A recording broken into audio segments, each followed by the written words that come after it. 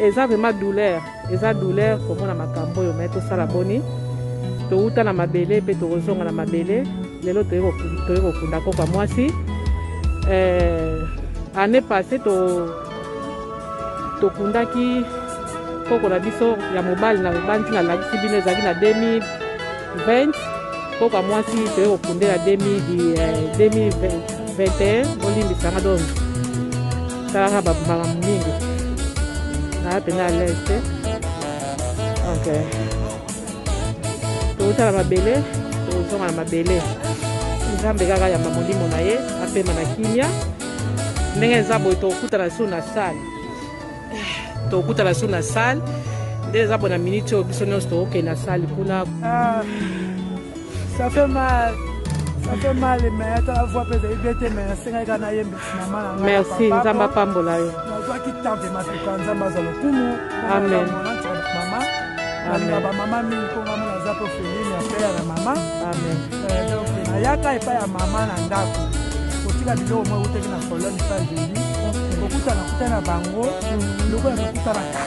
Wow.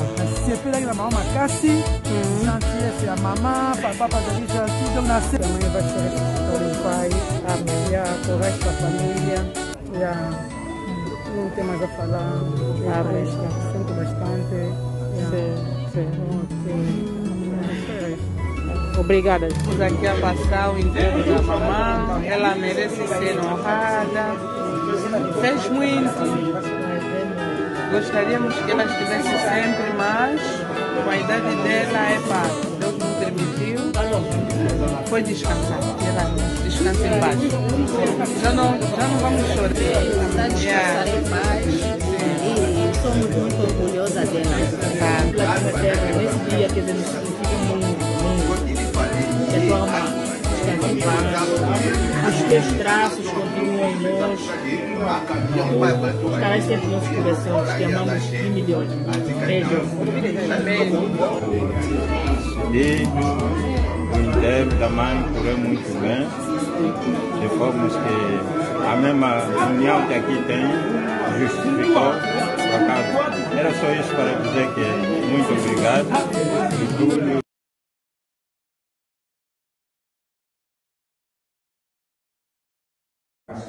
Nós somos pó da terra, que o homem e a mulher é como a flor do campo. Nós temos que conhecer as nossas faltas, mas ao mesmo tempo nós temos abrir a nossa vida e o nosso coração para acolher de Deus a bondade, a graça e a misericórdia que Ele tem por cada um de nós. Lembrai-nos que nós somos pó da terra e que nós, homens e mulheres, somos também como a flor do campo. Oremos. Deus, Pai de misericórdia, escutai dignamente as nossas orações, para que ao confessarmos a nossa fé na ressurreição do vosso Filho unigênito, se confirme em nós a nossa esperança da ressurreição da vossa serva Maria, sua mãe, por nosso Senhor Jesus Cristo, vosso Filho, que é Deus convosco na unidade do Espírito Santo. Amém. Agora eu queria convidá-las a escutar o Salmo, eu acredito que muitos de nós conhecemos, o Salmo 41, onde o refrão do Salmo diz assim: a minha alma tem sede de Deus vivo. Eu queria convidá-los a poder algumas estrofes desse Salmo, mas entre uma estrofe ou outra, vocês respondessem comigo esse refrão: a minha alma tem sede de Deus vivo. Vamos dizer juntos esse refrão? A minha alma tem sede de Deus vivo, como suspira o veado pela corrente das águas.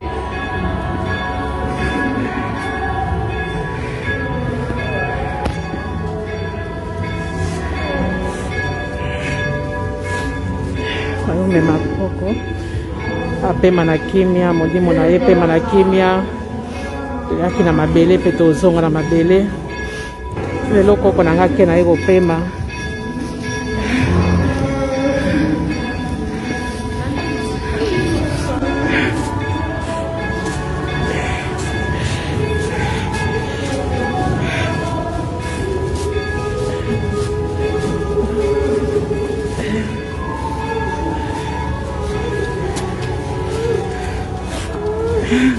topema na kimia molimo na ye pema na kimia tobosana yo te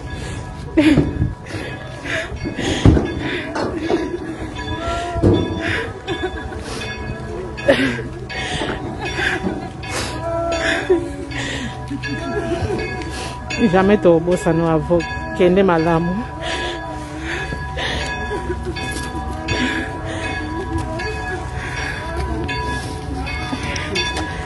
tobosana mabele tozonga mabele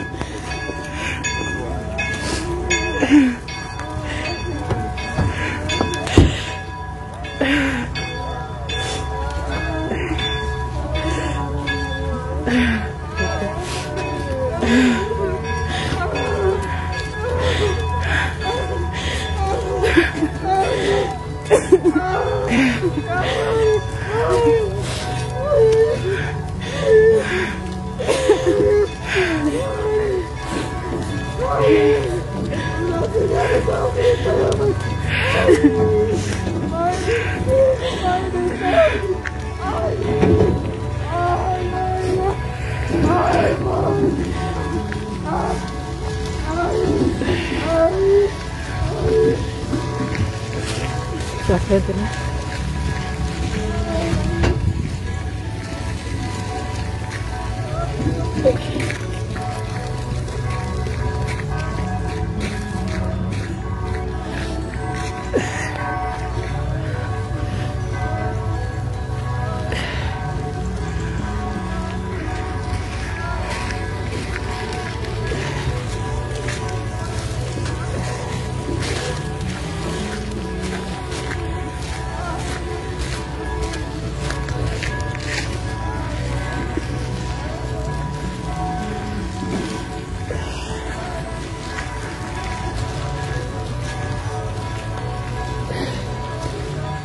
eza pasi me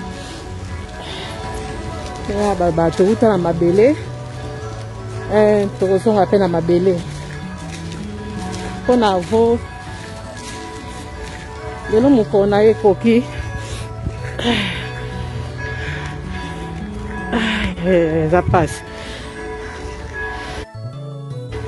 eza vraiment pasi me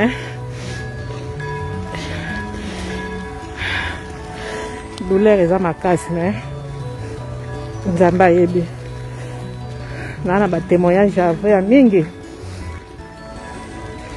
ya babato uta na mabele eza pasi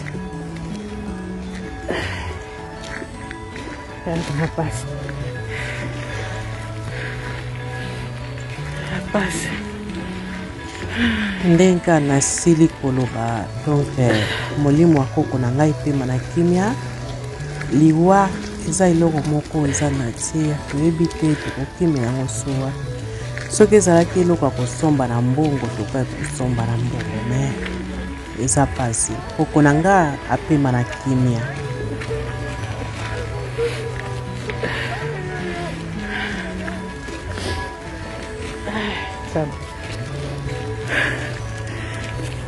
eloko kazozonga na ye donc ayaki na ye kaka na poto watika na ye kaka awa po biso totika na pasi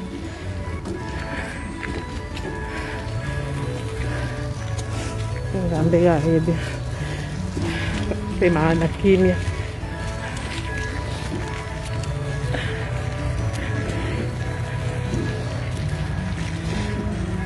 batémoignage eza vraiment ebele ngalara nzinga batémoignage eza ebele papa koko eza ebele non mais nde babaka moto soki akufi mpona ye esili mais baconseil oyo bapesaka biso toza nango ntango nyonso na motema na biso baconseil oyo basilaki kopesa biso eza ntango nyonso na motema neti ngalara nzinga naza na témoignage na nga monene pa koko na nga oyo atikila ngai donc témoignage ya monene so nazokanisa yango nazoyoka pasi mais eloka na oloba koko apemaka na kimia naza so na maloba mosusu oyo nakoki kobakisa esika wana te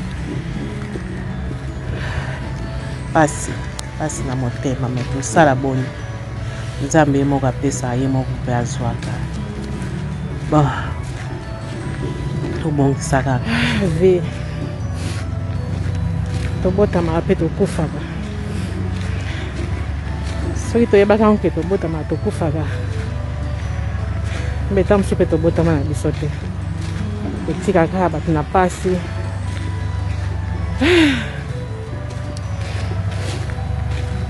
te nzambe moko ayebi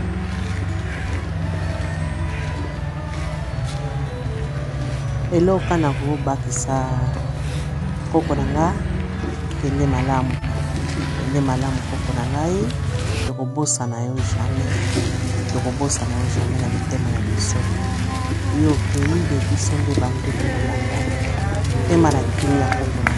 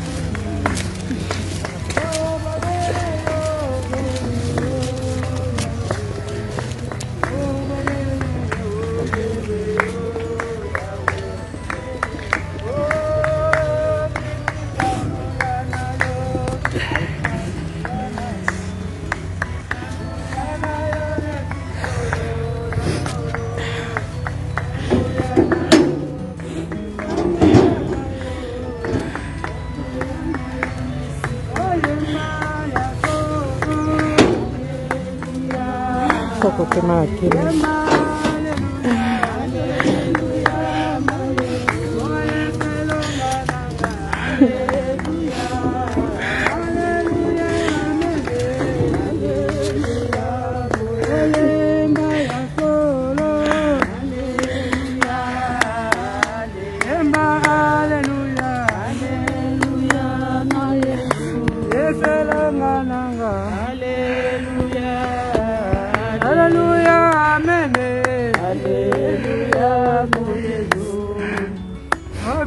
Tokomona ye soki tokotosa ye tokomona ye marola ya solo tokomona ye tokotosa ye tokomona ye yemba ya solo haleluya yemba haleluya haleluya oye selongananga haleluya Hallelujah, amen. Hallelujah, oh, bisoto como na ye, soki toko tosa ye. Bisoto como na ye, ya solo. Bisoto como na ye, soki toko tosa ye. Bisoto como na ye, yemba ya solo. Hallelujah, yemba hallelujah. Hallelujah, na Yesu. Oh, yes, elongalanga. Hallelujah, hallelujah, amen. Hallelujah, na Yesu.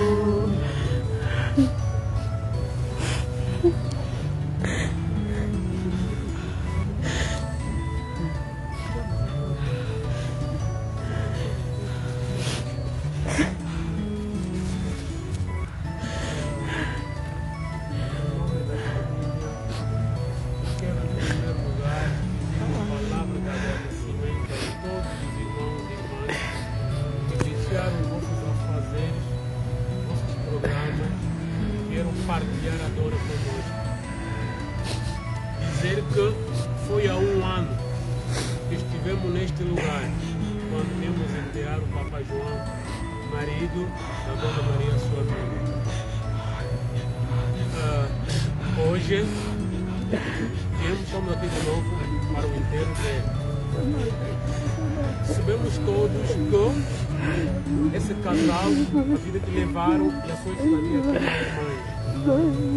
Amor é algo que nos pode encontrar em qualquer sítio onde nós estivermos. A razão da sua existência, ou seja, da sua vinda para cá, quiseram estar ao lado dos seus filhos.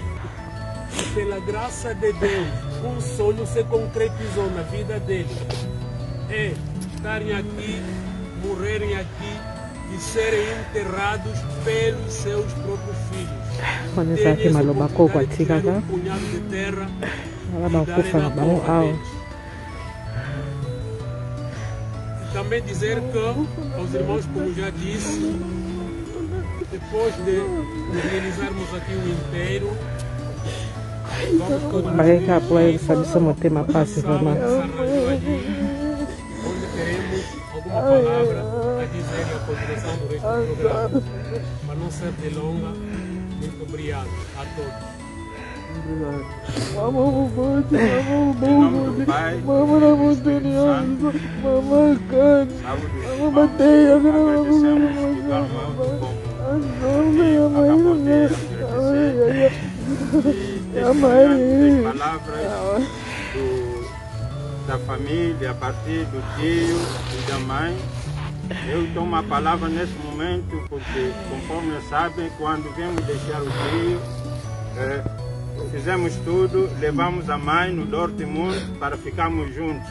Mas ele não queria. E um dia mesmo no telefone, ele até fazer confusão. Uma das palavras que ele disse que onde foste enterrar o teu tio, então, e aí também onde vai me enterrar. E daí eu até gritei, disse que não. Mas, visto que a vontade de Deus concretizou nesse momento, e por isso, quando Deus abre o caminho, ninguém pode fechar mais. E assim, também, com essas palavras, para dizer que, nesse momento, sei que Mamãe Swami não está nos vendo esse espírito dele e que o corpo daqui a pouco vai ser posto na terra e que nós desejamos que o corpo volte com toda a paz no corpo, na terra e que também o espírito volte com toda a paz, pedindo também a paz na família, lembrando sempre essa carga que estão nos deixando sobre a semente que deixaram, os filhos e atrás dos filhos. E assim que nós pedimos essa força e mais inteligência e sabedoria mesmo para podermos conduzir o trabalho ou os filhos da família que nos deixaram essa grande responsabilidade com aquele espírito de amor conforme também tiveram vosso amor, o tio o papai João com mamãe Swami, que é muito testemunhado. E assim pedimos que a sua alma descanse em paz e que nós também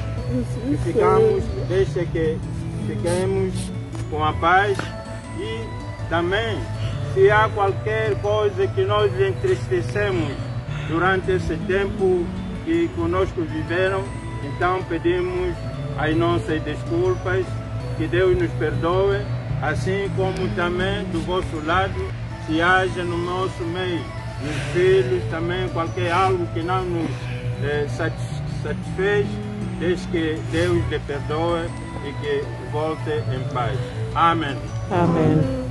Vamos fazer agora a bênção da sepultura. Oremos. Senhor Jesus Cristo, que repousando 3 dias no sepulcro, santificastes com a esperança da ressurreição os túmulos daqueles que creem em vós. Fazei que o corpo da vossa serva durma e descanse em paz nesta sepultura, até o dia em que vós, que sois a ressurreição e a vida, o façais resplandecer com a luz da ressurreição, para que possa contemplar no esplendor do vosso rosto a luz eterna do céu. Vós que sois Deus, com o Pai, na unidade do Espírito Santo. Amém. Amém.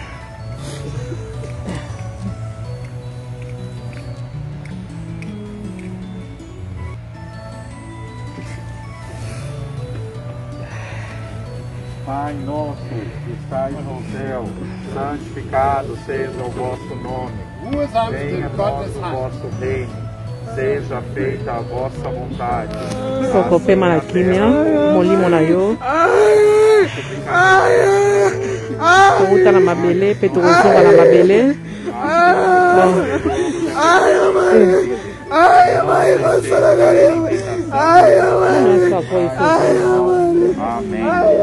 Non.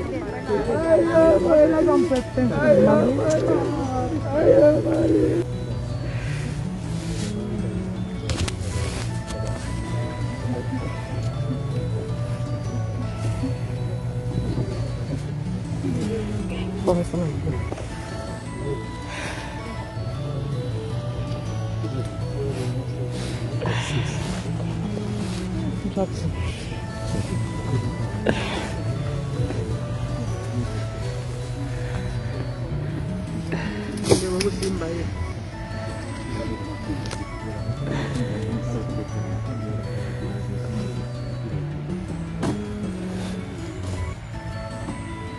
Boa mabele, sala makasi.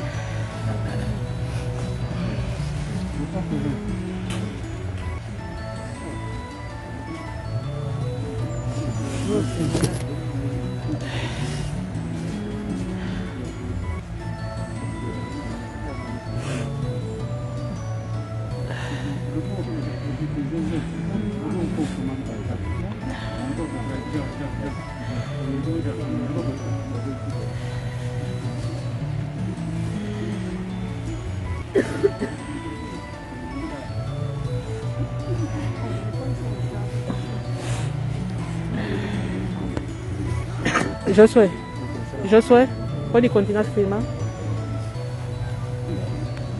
Você está dando Josué?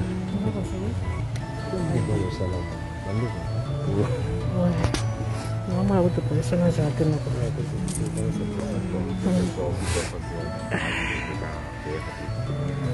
ou a flor, eles podem fazer agora. Agora é o momento para isso. As pessoas que quiserem agora fazer e prestar a última homenagem à Dona Maria Suamino, com a terra ou com a flor, vir e julgar e deixar aqui na sepultura. Esse é o momento. Depois então disso vocês se reunirão nessa sala que está separada, preparada para vocês continuarem a celebração de vocês, a cerimônia de vocês, e o pessoal do cemitério se ocupará então de fazer os trabalhos finais aqui na sepultura.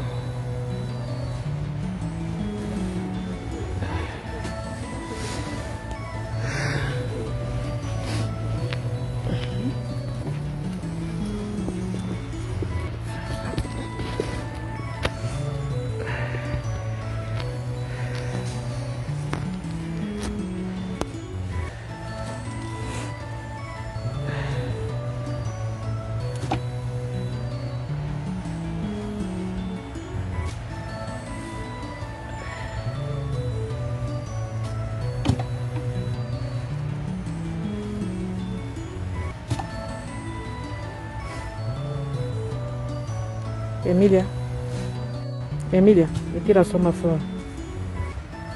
Me tira só uma flor aí.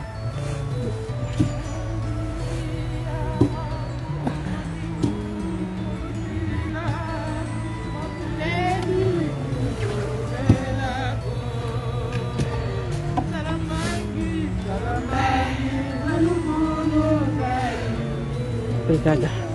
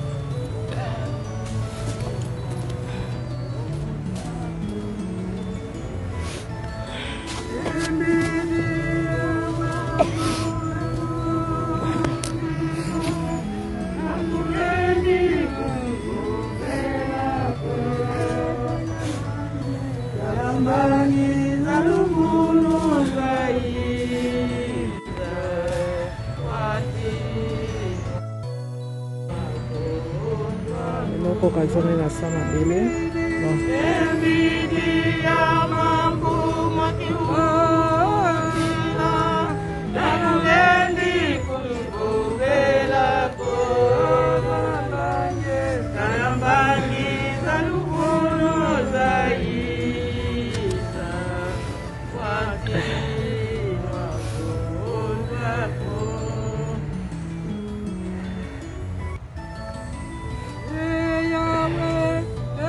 Amiga, ven pegar vos de flores.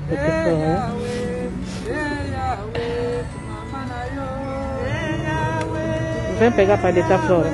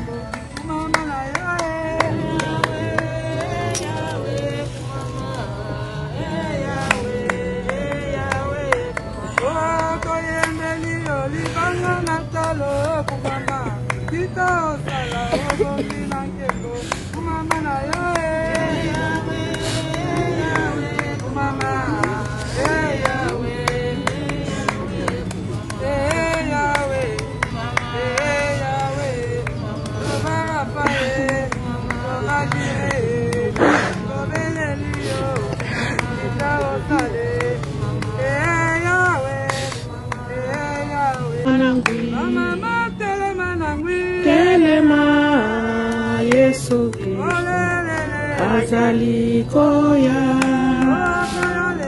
na yetumba na satana isoto ko telema Olanda Yesu Olanda Yesu Olanda Yesu Olanda Yesu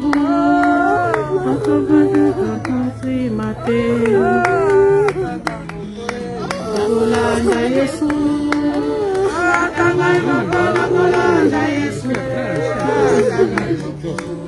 Olanda Yesu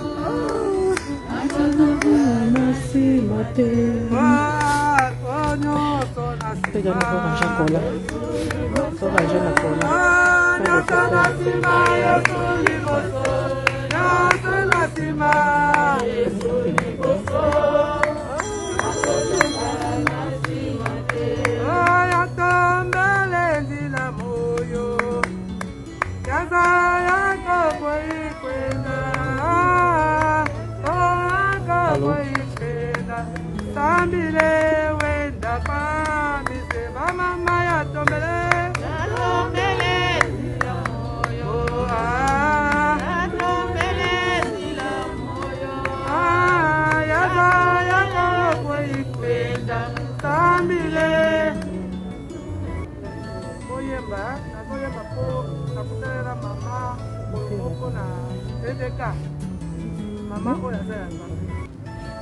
Mama Kosala makambo ebele kosalaka mpasi. Otoyeba po tazalaki ya nzambe. Kwa eza ya biso. Lelo ya ye.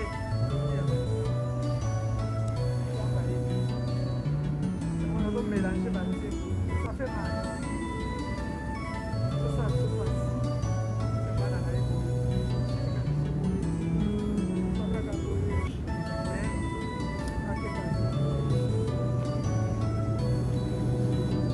Santa mi Olananga Esu mwinda bebo moi Osana Osanzambe Olananga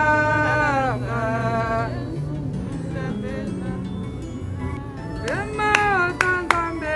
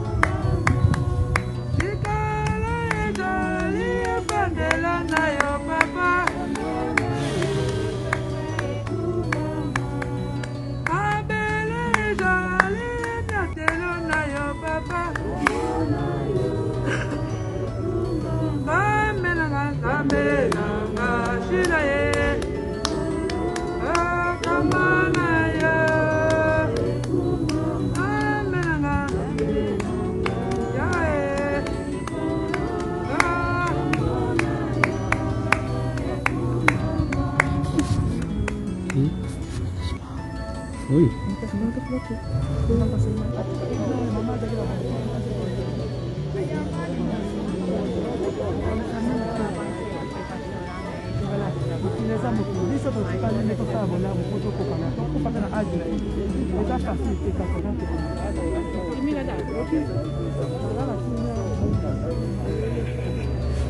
Você será mais.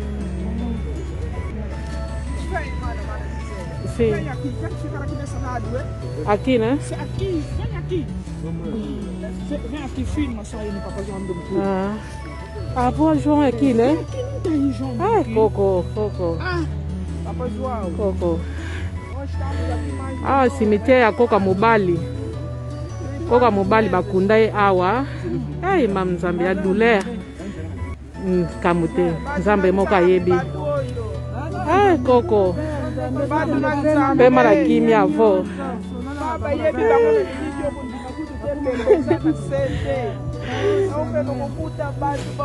Olobi nini yako?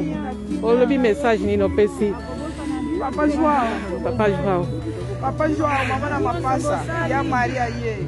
Nyonso tokomisa bakono. Mukano na bino kokani ndenge bolobaki kaka ke tokokundama na belele.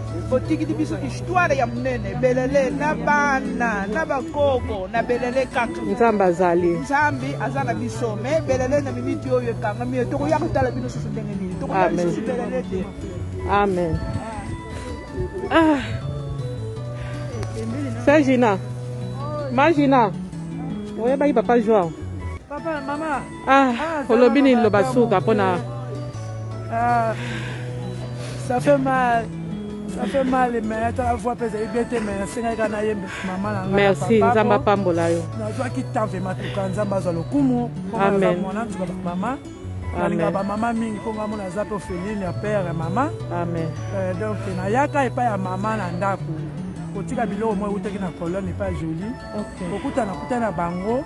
Loko na tokuta na kala. Wow. Sepelaki na maman makasi. Gentillesse ya maman, papa bazaki gentil. Donc na seki si bango. Amen. Baseki, maman otalobi ah na papa. Maman, zonga lisusu ah po to seka na biso. Oh. Mais mokolo o ezalaki nzambe azwa lokumu tobungani na ye na asire ta papa zobela nakute na mama na edk na biso ana vitena mama alobi na ngai ye nde moto areconnaitre ngai na kamwa mama azalaka ye moko oui mama azalaki ye moko alinga yokende na magasin basomba biloko mbala abenganga mama mwana tali ngai mama nini soki nazoyeba ye te abinanga mama nga mama ya tete nayebi yo yaka na ndako ngai natala mama moko swemboye mama moko pembe mama moko kitoko toyambani bandi kosolola abandi koyebisanga makambo mosusu wana loba awa eza te wana privé wana eza privé mponga naza mwana tuka bamama nazwaka mingi ya bamama mpo yazali motoya ya solo donc nzambe vraimen abatela mama na biso mpo ayebaki vraimen nzambe po azalaki mama moko ntango azoloba na yo ozosentir ke aza na eloko moko na kati na ye donc ntango tozoya bamama na biso bakenda bauta afrike bazoya tozalaka na esengo mingi mpo bango bato baboti biso biso toza bana ozomona donc tobongolaka mitema tozala bien tosalela nzambe po biso mpe tokóma na age bamama biso ozomona donc nzambe azwa lokumu nasepeli kutu mingi komona papa Joao awa mama mpe avo kuna donc esali eza esengo ya makasi donc bango basalelaki nzambe yango omoni bakomi na age wana biso mpe tosalela nzambe mpo te toleka kutodera mpo te tokóma lolenge mpe bango basalelaki nzambe tika nzambe azwa lokumu bana berlin nyonso bambote ebele monde entier bambote ebele toye kokunda mama ya tete na mama ya magi na papa ya magi na tata ya magi na tsalambi donc bazali awa tokundi bango bamama na biso nzambe azwa lokumu na afrike nyonso bambote ebele na ngola bambote ebele kongo bambote nzambe apambola bino nyonso amen yango moni nayembelaki ye po te aza mama na nga ngai nazali mwana nsuku ya bamama merci mpenza mama ya bien lokola bamama oyo basambelaka tika nzambe azwa lokumu merci vraiment merci e avó Maria sim não sei se quer falar uma coisa sinto bastante pela família por esses momentos que nós estamos a viver, um momento muito difícil, estamos nos últimos dias, mas sabemos que amanhã vai ser ressuscitado em Pai. Amém. E a coragem para a família, não tem mais a falar. Biso to suki sina biso awa, na bandine to zabo to ke na salle. Bon, eza vraiment douleur, comme na makambo yo meto sala boni. To uta na mabele pe to rozonga na mabele, lelo to yeko kunda ko kwa mwasi. Année passée tokundaki koko na biso ya mobali na banti na lakisi bino ezalaki na 2020 koko mwasi toye kokundela 2021 bolimbisanga donc talaka bamakambo mingi naya pena à l'est donc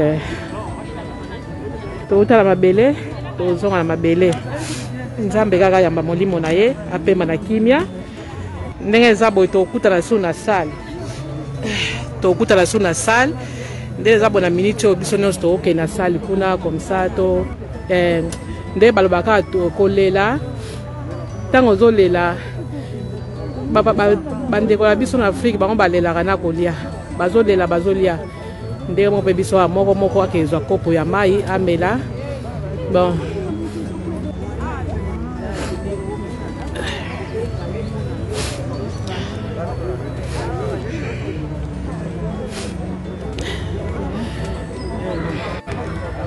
ape naosenga merci mingi na bami na nga nyonso ya Facebook bamerci ndenge bozalaki na nga vraiment na ebandeli ti tokomi na suka nzambe vraiment aza na bino na mutu nyonso vraiment oyo tolelaki elongo na baoyo mpe bayebi te mpo eza na bato mosusu mpe bayebi te taka sango ntango eyaka bato mosusu bakutamaka na bango mosika na voyage mais nakosenga kaka na bandeko nyonso oyo vraiment bolelisi biso nzambe vraiment aza na bino nayebi eloko oyo eleki merci te mais nzambe vraiment aza na bino pa bozali vraiment na makasi na bino na baconseil na bino yango vraiment esali vraiment ke lelo biso tozwa lisusu mwa makasi oyo ya koya esika oyo vraiment kolela lisusu mpe kokunda kotika koko na biso mpona mbala suka. Bon, yango wana mpona lelo nasukisi vraiment awa. Nzambe aza na bino. Tokutani bongo na salle sukuna.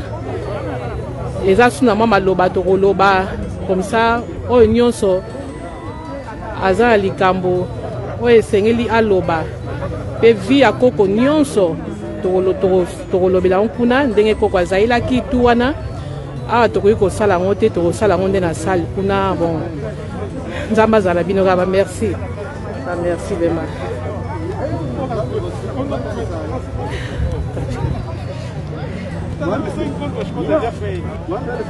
Agora imagina quando você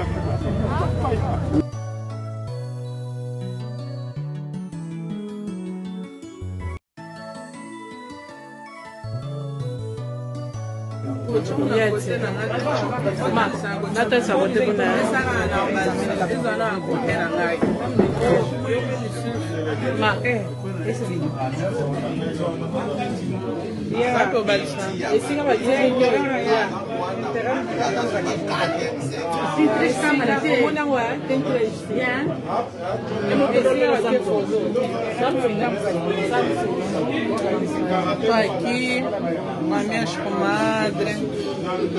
Estamos aqui a passar o enterro da mamãe. Ela merece ser honrada. Fez muito. Gostaríamos que ela estivesse sempre, mas com a idade dela, Deus não permitiu. Foi descansar, que ela descanse em paz. Já não vamos chorar, vamos chorar de alegria, porque ela fez o trabalho dela, não é isso? Está descansar em paz.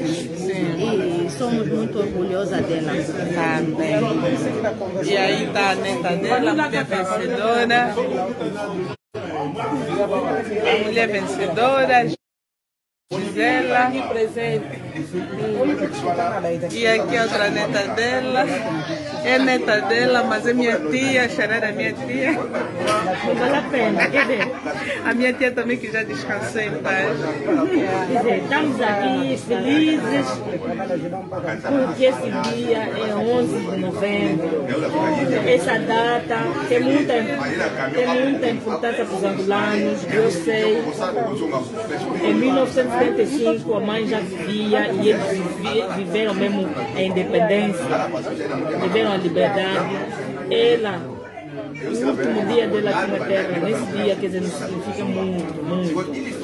Que a tua alma descanse em paz, os teus traços continuam em nós, tu estarás sempre nos nossos corações, te amamos de milhões.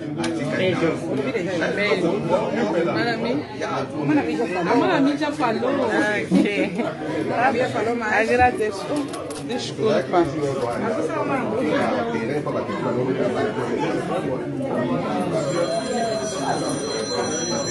Aqui é a câmera da Laranzinga TV.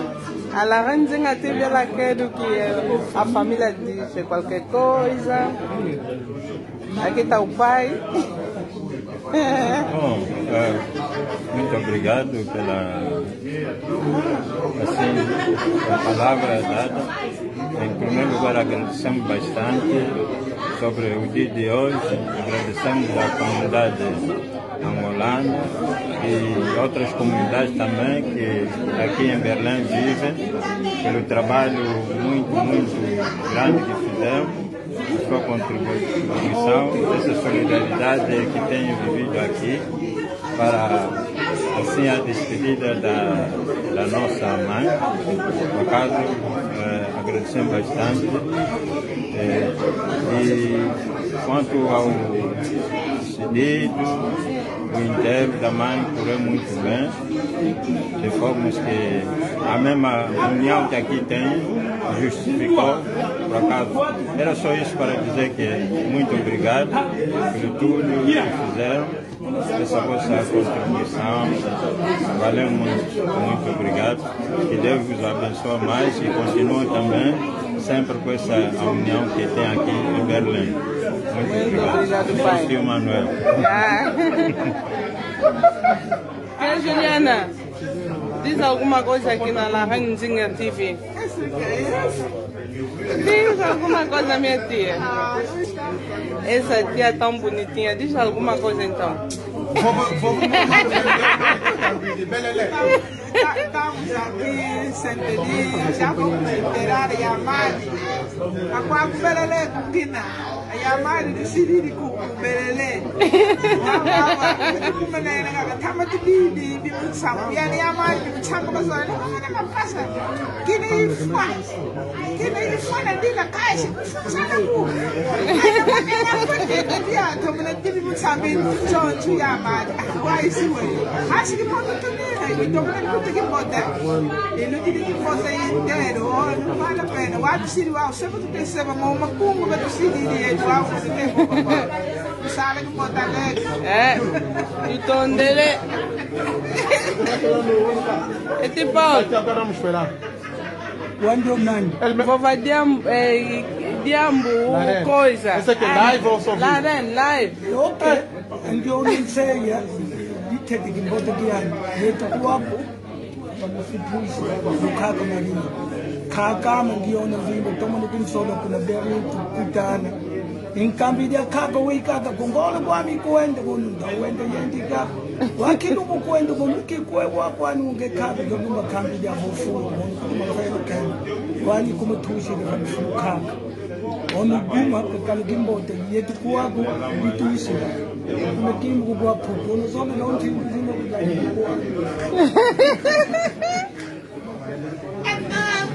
Malumengo. A avó Luísa então, a mamãe lhe chamava de Malumengo. Malumengo. Fofá, ué?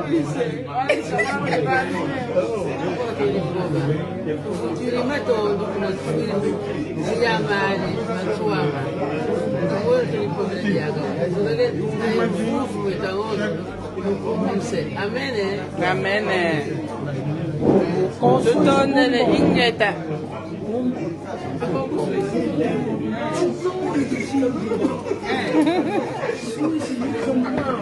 Vai falar? Não. Alô, Belote? Alô, Belote? Oh, trouxe vinho.